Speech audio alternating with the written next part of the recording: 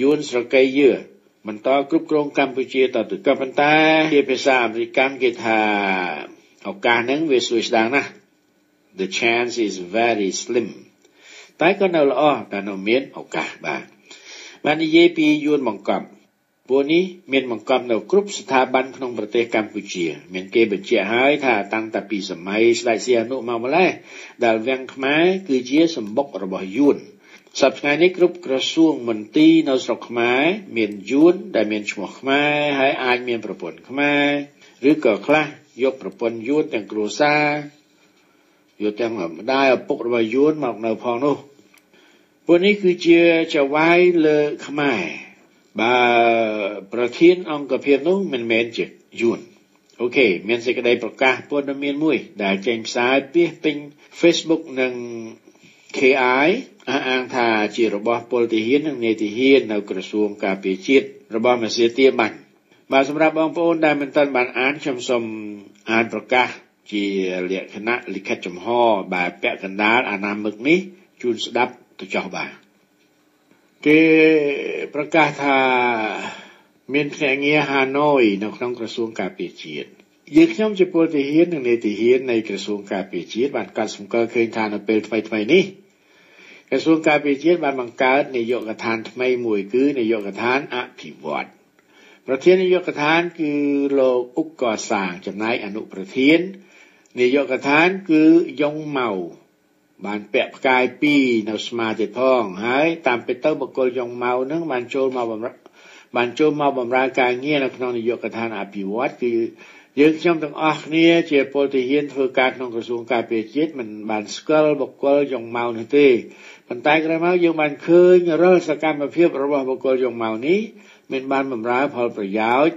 ប្រទេសជាតិខ្មែរយើងឡើយហើយប្រហើនកោងកាចមិនខ្លាចនរណាទាំងអស់ទីបំផុតទើបយើងបានប្រមូលព័ត៌មានច្បាស់ផ្លូវការថាបុគ្គលយ៉ុងម៉ៅគឺជាយួនសុទ្ធសាធនិងជាភ្នាក់ងារសម្ងាត់របស់យួនហាណូយនៅក្នុងក្រសួងការពារជាតិទៀតផងហេតុផលដែលយើងបានរកឃើញថាយ៉ុងម៉ៅជាយួនភ្នាក់ងារសម្ងាត់មានដូចតទៅមួយយ៉ុងម៉ៅអត់ចេះអាននិងសរសេរអក្សរខ្មែរទេហើយនិយាយខ្មែរប៉ែឡាំពីរយ៉ុងម៉ៅមិនដឹងមកពីណាហើយបានធ្វើធំទៀតនេះ3យ៉ុងម៉ៅបានមើលងាយដល់ខ្មែរបម្រើការនៅក្នុងនាយកដ្ឋានអភិវឌ្ឍជារៀងរាល់ថ្ងៃយើងខ្ញុំជាពលទាហាននិងនាយទាហាននៃក្រសួងការពារជាតិសូមលោកអ្នកសារព័ត៌មានទាំងអស់មេត្តាផ្សព្វផ្សាយដំណឹងនេះជាបន្តផងពីព្រោះយើងខ្ញុំនៅទីនេះមិនហ៊ានកម្រាយទេដូច្នេះសូមលោកអ្នកសារព័ត៌មានតាក់ទងទៅលេខទូរស័ព្ទរបស់យ៉ុងម៉ៅហើយលោកក៏នឹងដឹងថាកិត្តជានរណាយួនគ្រប់គ្រងក្រសួងការពារជាតិហើយសូមលោកអ្នកជាតិនិយមងើបឡើងសង្គ្រោះជាតិខ្មែរយើងផងសូមអរគុណភ្នំពេញ17ថ្ងៃទី17ខែឧសភា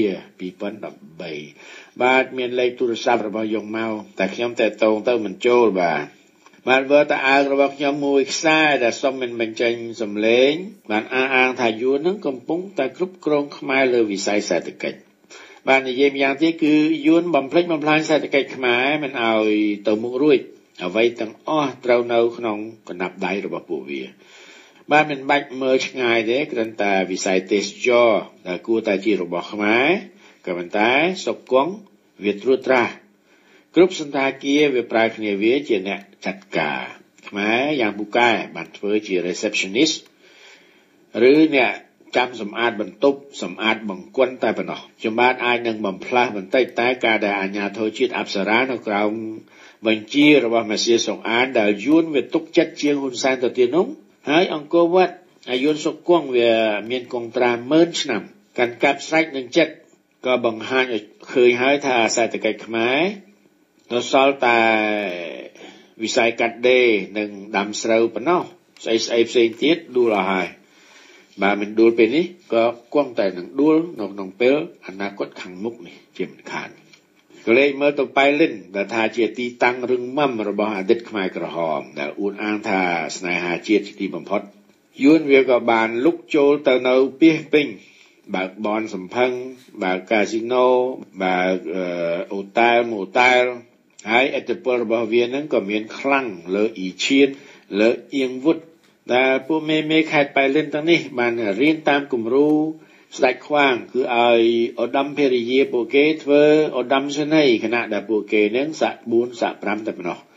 កសិករខ្មែរអ្នកម្ចាស់ចំការដំឡូងចំការពោតចំការម្រេចកំពុងតែប្រេះទ្រូងស្លាប់ព្រោះពួកលោកជំទាវខ្ញុំទឹកជំតងទៅនោះគេតាំងខ្លួនជាឈ្មួញទទួលទិញដំឡូងនិងកសិផលផ្សេងទៀតផ្ដាច់មុខគេអាចសង្កត់តម្លៃបានស្រេចតែនឹងចិត្ត